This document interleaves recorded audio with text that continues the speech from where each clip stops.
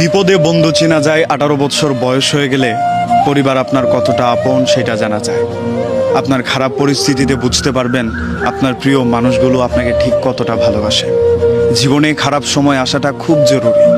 এই খারাপ সময় জীবনে না আসলে আপনি বুঝতে পারবেন না কারা আপনার জন্য কি কি করতে চায়। আপনার পকেটে টাকা আর সামর্থ্য থাকলে অনেক দূরের মানুষও আপনার প্রিয় হতে চায়, আপন পরিচয় টানবে। বিপদে পড়ে গেলে আপনি বুঝতে পারবেন কারা আপনার জন্য কি করতে চায়।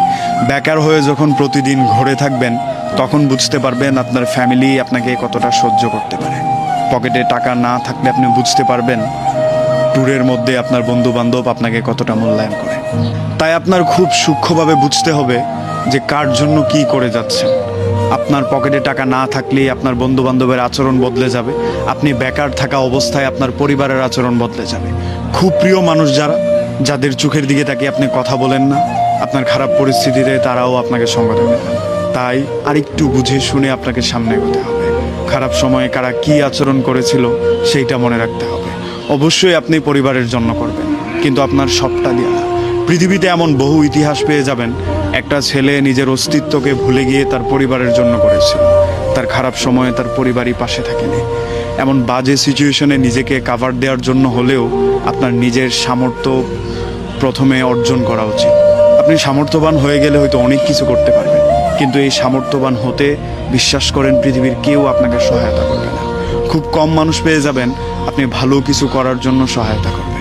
আবার সেই মানুষগুলোই আপনি সামর্থ্যবান হলে আপনার কাছে আসবে, আপনার সাথে থাকবে, আপনাকে সাপোর্ট করার কথা বলবে। শূন্য থেকে উঠে আনা মানুষ এই পৃথিবীতে বিরল। অনেক সময় পরিবারও আপনাকে সাপোর্ট করতে চাইবে না, আপনার একটা কাজকে সাপোর্ট করবে না। তারা বলবে তুই এই কাজটা পারবে না, অথচ আপনি সবচেয়ে বেশি আত্মবিশ্বাসী এই কাজটার ব্যাপারে। আপনার মনে হয় এই কাজটা করতে পারলেই আপনি ভালো থাকবেন এবং এই কাজটা করেই আপনি সফল হতে পারবেন। যদি আপনার সফলতা এই কাজটাতেই লেখা থাকে তাহলে আপনি এই কাজটাতেই ফোকাস করেন এবং আপনার মনে রাখতে হবে এই ফোকাস করার কালীন কার আপনার পাশে ছিল, কারার সাথে ছিল, এই জিনিসটা মনে রেখেই আপনাকে এগোতে হবে। অন্যথায় আপনি ভালো করতে পারবেন না। মানুষ অনেক কিছুই বলে বেড়াবে, কিন্তু আপনার ভেতরে আপনার আত্মবিশ্বাস থাকতে হবে যে আমি কোনটা ভালো পারবো। যেটা আপনি খুব ভালো পারবেন সেটাই করবেন।